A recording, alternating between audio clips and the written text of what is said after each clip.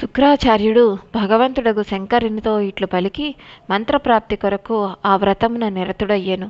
కేవలము ఆ పొగనే ఆహారముగా తీసుకొనుచుండెను. మనస్సును శాంతపరుచుకొనెను.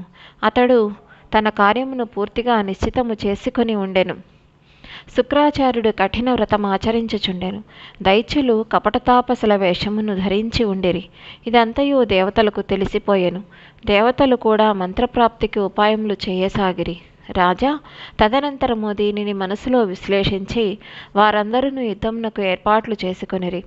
అస్త్రశస్త్రములను గైకొని ప్రముఖ దానవులున్న చోటికి చేరుకొనిరి. అప్పుడు ఆయుధధారులకు దేవతల రాకను చూసి దానవులు భయముతో కంపించిరి. వారిని నలువైపుల నుండి దేవతలు చుట్టుముట్టిరి. భయాతరులై దానవులు వెంటనే లేచి నిలబడిరి. అప్పుడు బలాభిమానులకు దేవతలతో సత్యమును పలుకుటకు ఆరంభించిరి. మేము మా శస్త్రాస్త్రములను పరిత్యజించితిమి.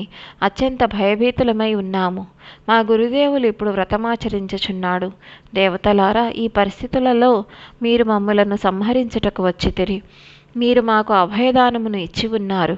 మీ సత్యవచనములు వేదములు ప్రతిపాదించిన ధర్మం ఎచ్చటికి పోయెను.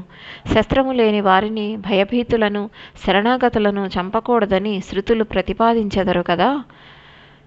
అప్పుడు దేవతలు ఇట్లు పలికిరి: మీరు శుక్రాచార్యుని మంత్రప్రాప్తికై పంపితిరి. స్వయముగా కపటము హృదయమును ఉంచుకొని తపస్సును అను నాటకమును ఆడుచున్నారు.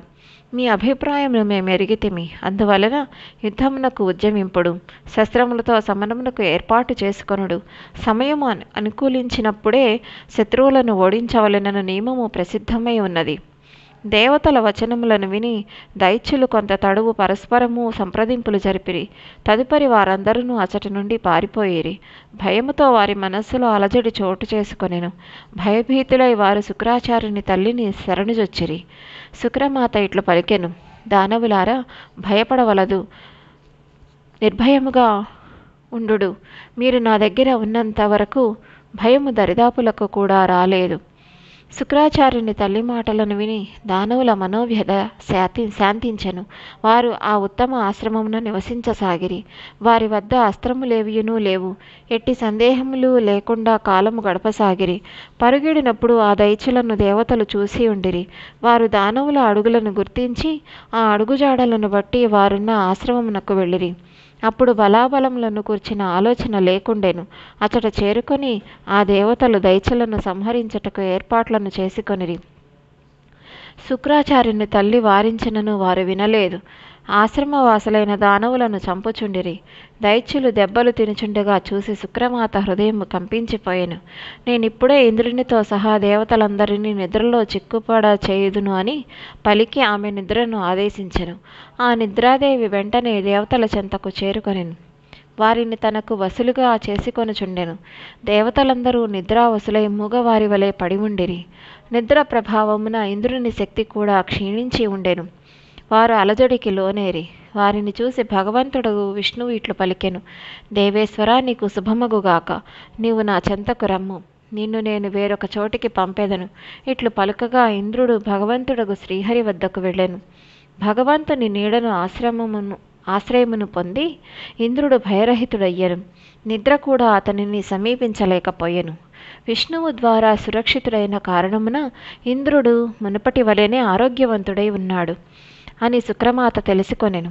ఆమె ముఖము క్రోధముతో ఎర్రబారెను. ఆమె ఇట్లు పలికెను: మఘవా, నేను నా తపఃప్రభావమున విష్ణువుతో కూడా నిన్నును మృంగివేసెదను. అట్టి నా తపోబలమును దేవతలందరూ చూచుచూ ఉండిపోవుదురుగాక. ఇచ్చట ఎవరిది ఏమీయునూ సాగదు. శుక్రాచార్యుని తల్లి యోగ విద్య సంపూర్ణముగా తెలిసినది. ఆమె ఆ శక్తితో విష్ణువు ఇంద్రుల సమస్త శక్తి కుంఠితమయ్యను. వారు మిక్కిలి బలహీనులైరి. మిక్కిలి బాధపడుచున్న మహాత్ములను చూసి దేవతలు ఆశ్చర్యమునకు హద్దు లేకుండెను. వారి హృదయములు క్షోభించెను.